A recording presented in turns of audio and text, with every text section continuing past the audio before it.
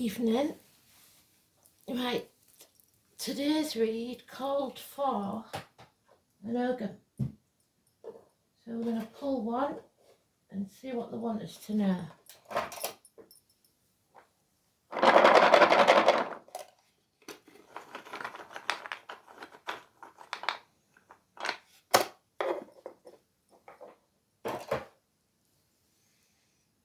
Ash, Newin. Yash.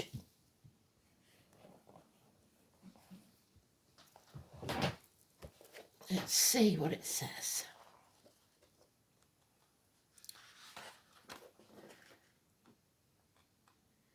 Yash, 37.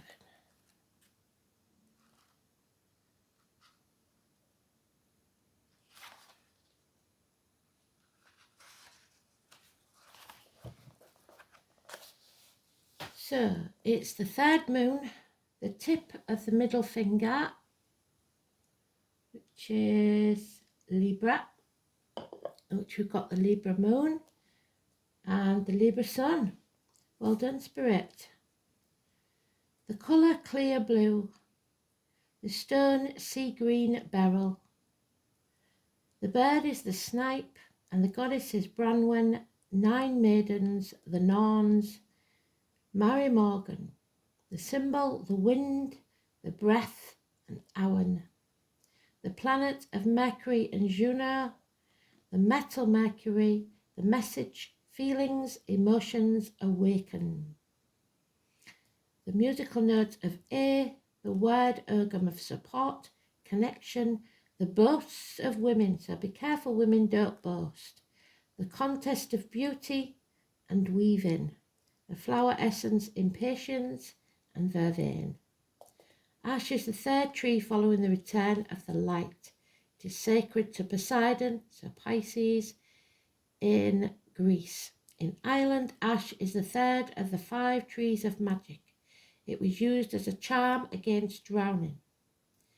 Emigrants to Ireland took ash with them when leaving to go to America after the potato famine.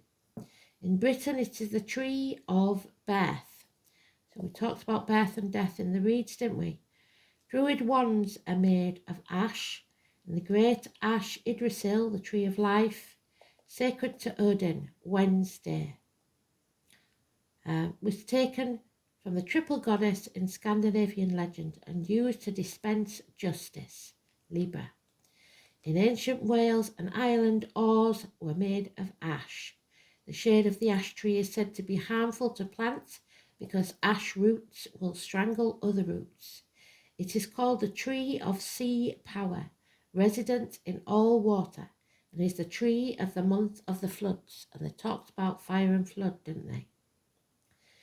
Burnt at Yule for prosperity, do not use on house or stand under it, as it attracts lightning. Ash is the tree of strength and maturity. It's a tree of rebirth and also the power of water. It is the last tree in the season of spring to leaf. Ash is often placed in the south in sacred space as it is the place of feeling. During the ash moon cycle, it is not a good time for major decisions. Ash is the link between the inner and the outer worlds. We are able to function in deep, watery places in the realms of the underworld. Ash is flexible, psychic strength, and is the weaving of fate and the guardian of peace. All actions have their reactions, and note how you affect the world with your actions, physical and spiritual. Look for hidden influences. Things are not always as they seem. Use your perception and inner wisdom to see what is noble. Do not separate yourself or be cut off from the world.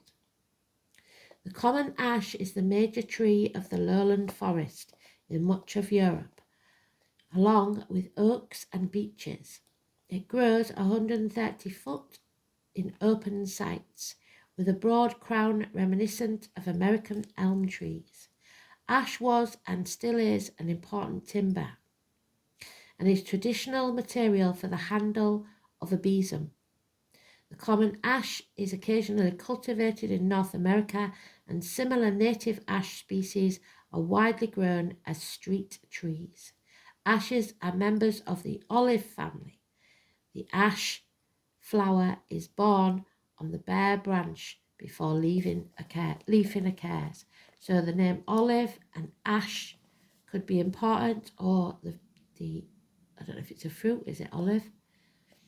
I am a wind on the deep waters.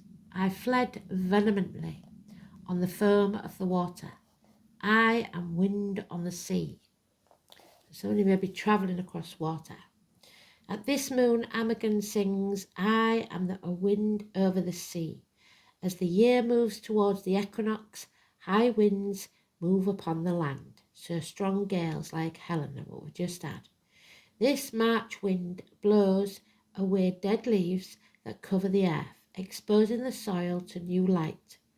Our concept of spirit is linked as a metaphor with the breath. Breath hovers over the water. The wind is seen as great power behind the natural world and becomes that power's creative spirit. A strong gust of wind suggests an infusion of creative potential. The Tuatha De Danann, who are old gods of the Celtic people, suddenly appeared in Ireland out of the air on wind-borne clouds.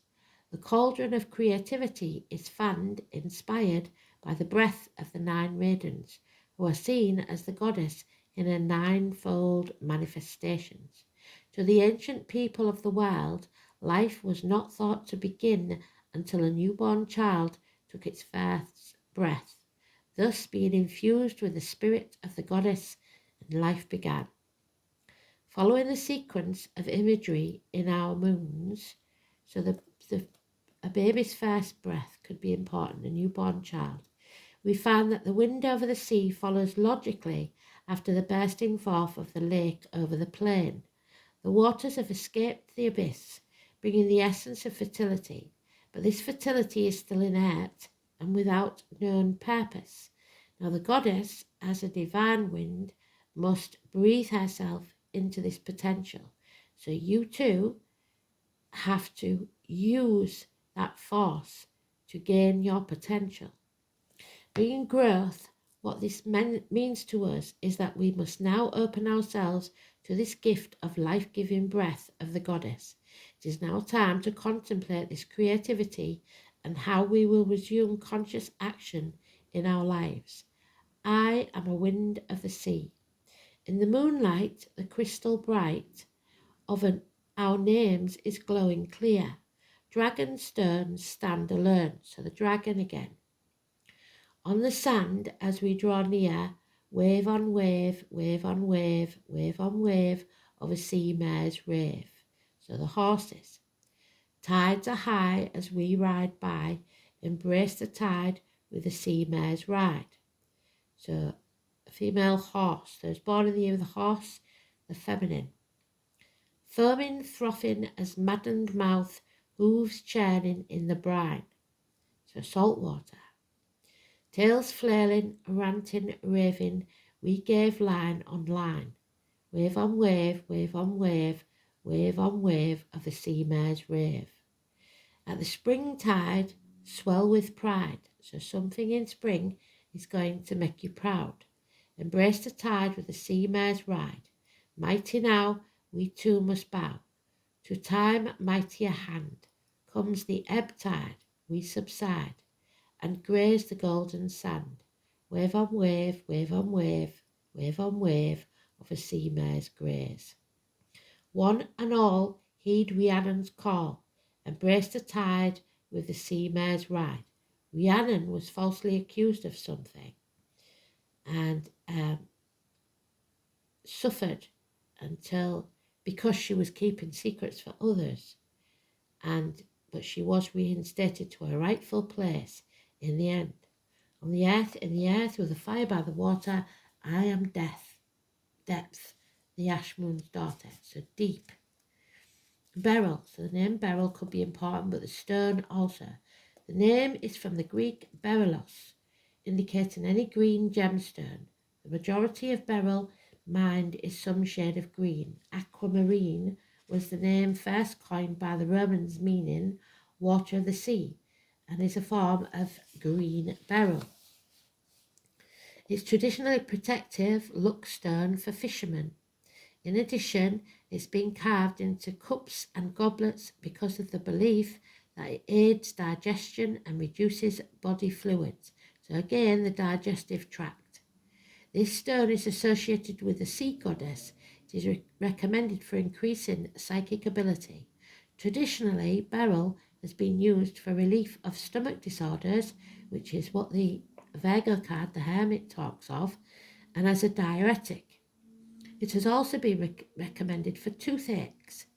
Beryl can be used for the elimination of excess body fluids, kidney and bladder distress. It will also work as a diet stone because it not only relieves eating disorders but soothes the emotions behind them. As an aqua stone, it can be used at the throat chakra for sore throats, tonsillitis and other inflammations. Magically, it can be used to represent dolphins and the feminine principles of the ocean. The snipe is a common name for shorebirds of three genera of a sandpiper family. Snipe are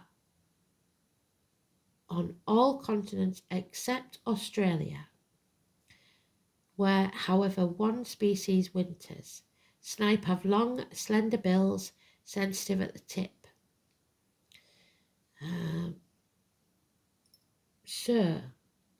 In spring, snipe perform spectacular displays high in the sky, each male following a circular route, making a series of power dives during which the outermost tail feathers are held out almost at right angles to the bird's body.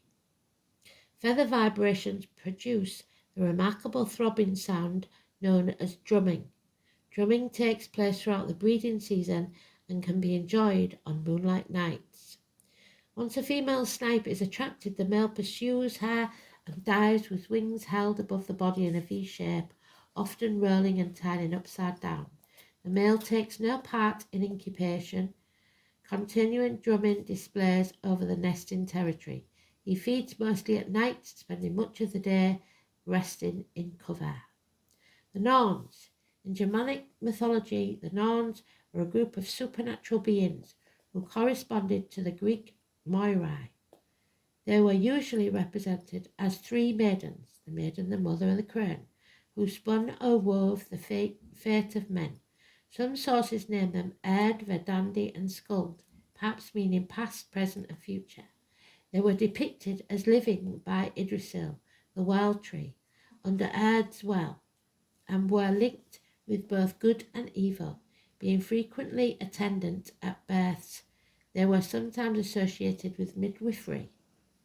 The name Norn appears only in Scandinavian source, but the cult of the Norn-like beings occurs in several European folklore. In Norse literature, the Norns are sometimes called Disir. In Norse mythology, a person's fate is shaped at the moment of birth. At this crucial moment, the family female protective spirit, the Disir, take action. One of the Disir's first tasks, and certainly not the least important, began with assisting the woman in labour, helping her to deliver her offspring. This particular function has been given the Disir a peculiar and important position as agents of destiny. In this function, the Disir have received a special name, the Norns. The Norns measure the life of men and plot their path of life at the moment of birth, according to many, so your natal chart. Nobody escapes the prophecy of the Norns. With divine power, the Norns twine the threads of destiny. They fasten them to the midst of the heavens and throw them out in different directions.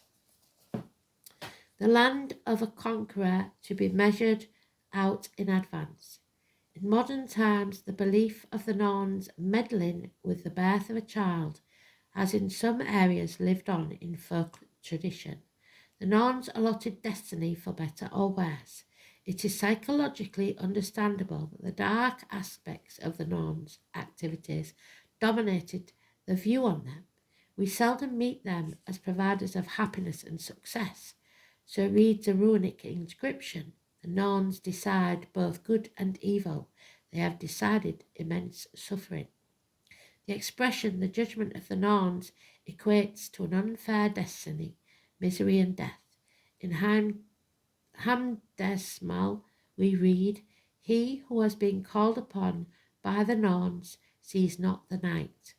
Oftentimes the Norns are named as evil, cruel, fiendish and vile. The original meaning of the word Norna is a matter of great dispute.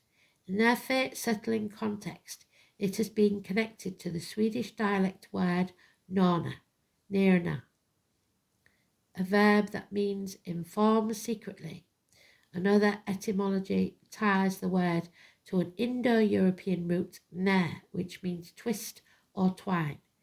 Behind this meaning of the word lies the conception about the thread of destiny, which the Norns twist and twine. In the cosmic vision in Voluspa, the Norns appear as universal powers. Their abode is next to the spring at the foot of Yggdrasil. There are 3 of them. Their names are Erd, Skuld, and Verdandi. Their power is great, and they decide the destiny of all humans and the law of the cosmos. 9 maidens whose breath fueled the cauldron. O Anidil na Moin. The mysteries of the cauldron represent the inner and sacred teachings of creation, transformation, and regeneration. In both myth and legend, the cauldron is known to brew potions, aid in casting spells, produce abundance or decline, and is a holy vessel for offerings to the power of the great goddess. Its chief power is that of transformation, spiritual and physical. The cauldron bestows wisdom, knowledge, and inspiration. Within the tale of the cauldron of Sheridan, many aspects of the mystery teachings are found. Sheridan is preparing in a cauldron a brew meant to give enlightenment to her son. The potion is required to brew for a year and a day. Such a time period is symbolic of initiation. They spoke about 1 year in the read, didn't they? In this tale of Sheridan, Gwion, for whom it was not intended, tasted the potion. This makes Sheridan angry, and she pursues the offender. Both of them transform into various cult animals during the chase. Included in the potion of Sheridan were yellow flowers known as pipes of loo, cowslip, Gwion silver, fluxwort, the borers of Gwion, hedgeberry, Taliesin cresses, vervain, and mistletoe berries mixed with sea foam. The brew was a poisonous and had to be handled properly. This potentially fatal potion was prepared for willing initiates, whereby their consciousness would retrieve the genetic memories of the ancestors. So that goes back to them telling you to be careful what you put into your body, be it by mouth or other means. In the Celtic myth, Sheridan's cauldron was warmed by the breath of 9 maidens and produced a brew that conferred inspiration. Here, in comparison, are striking similarities to earlier Greek tales in which 9 muses gave inspiration to humans. The cauldron was located in the realm of Anrin, the underworld, and according to Taliesin's poem, the spoils of Anrin. The breath of 9 maidens kindled the fire beneath it. Oracle speech reportedly came from the cauldron. Welsh bardic literature refers to the cauldron of inspiration, which contains a mysterious substance called awen, the Welsh equivalent of imbas. Awen literally means flowing spirit, and is bestowed only by the generosity of Sheridan, the poet, muse, and mistress of the cauldron. An early poem by the Welsh bard describes his experience of awen when he taps into the powerful force. The awen I sing, from the deep I bring it, a river while it flows. I know its extent, I know when it disappears, I know when it fills, I know when it overflows, I know when it shrinks, I know what base. there is beneath the sea. Here the source of Owen is in the depths of the sea, a tradition location for the Celtic otherworld, but it emerges also from the depths of the poet himself, who may have drunk the intoxicating mead of the Druids. The flowing drink from the cauldron or cup sets into motion the flowing spirit from deep within. Owen is an energy of divine inspiration, the flow of spirit, the essence of life in motion. It is the exquisite power of sacred relationships, the power that floods through the body and the soul when spirit touches spirit. Life is acknowledged, a moment's experience shared, a divine energy exchanged, to the conception of a child perhaps. Owen is the focus of the deeper inner quest. It is what we all seek as we stumble through life, that which brings us wisdom, clarity, freedom, ecstasy, and joy of being alive. Simply being, peaceful presence. It is a fire in the head, so somebody may be bad-tempered, poetic frenzy, lust for breath, complete purpose in perfect serenity. The roots of the word inspiration reside in breathing life itself into something. As in myth, many references are made to the divine blowing life into clay. For us to write, compose, dance, or create anything artistically, we seek to imbue the creation with a life of its own. To give breath and soul to our creation, we appeal to the goddess that she might favour us with the ability to infuse life into our creation. So, something is being created. Something is being born. Thanks for listening. Speak soon.